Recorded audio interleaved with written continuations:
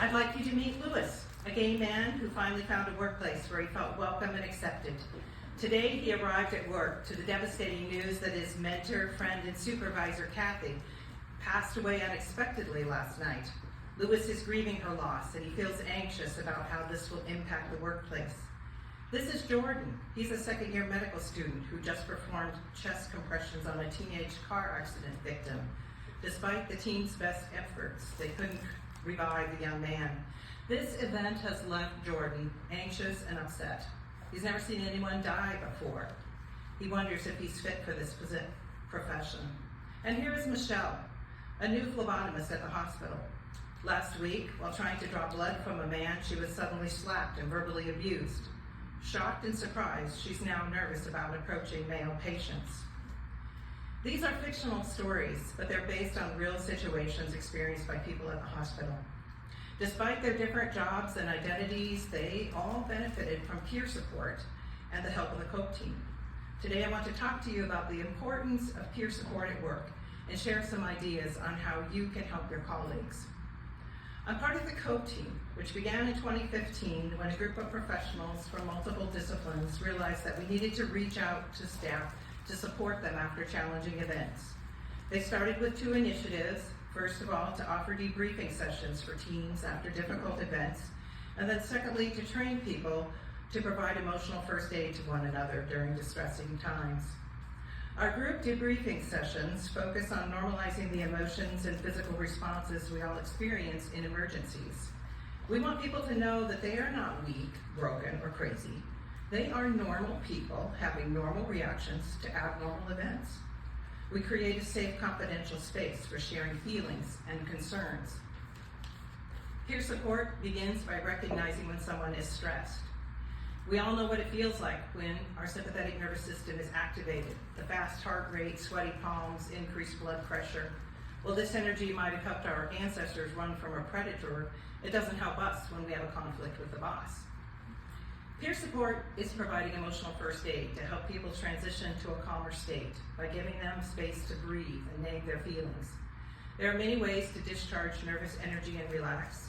One way is to talk with another person. Peer support connects people. It prevents isolation. Peer support builds others up.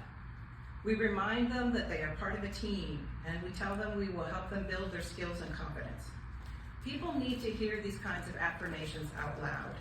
A peer supporter can help us see things in a realistic and optimistic way.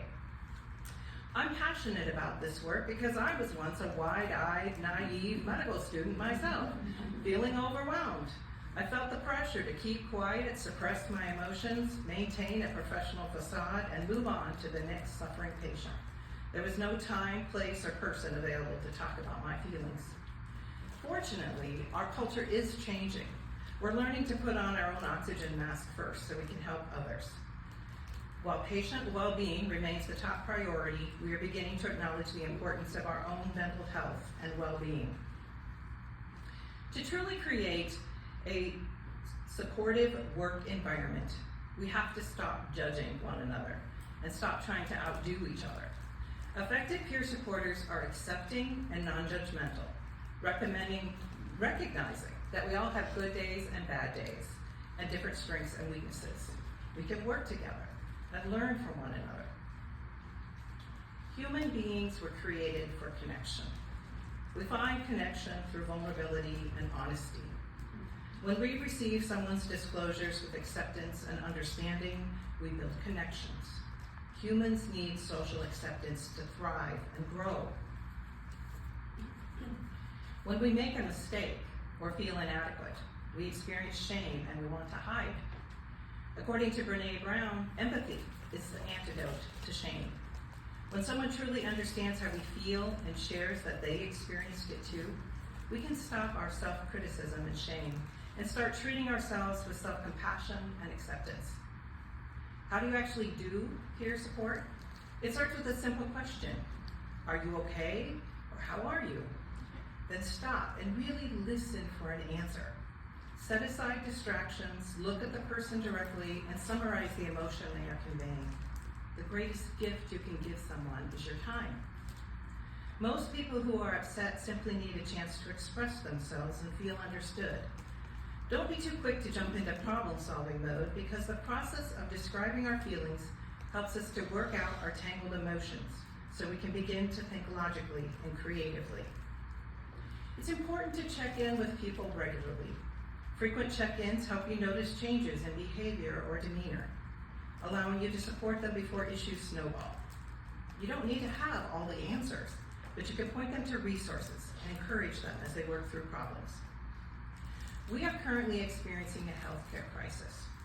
Across the country, we don't have enough staff to care for patients, and this shortage will worsen in the future.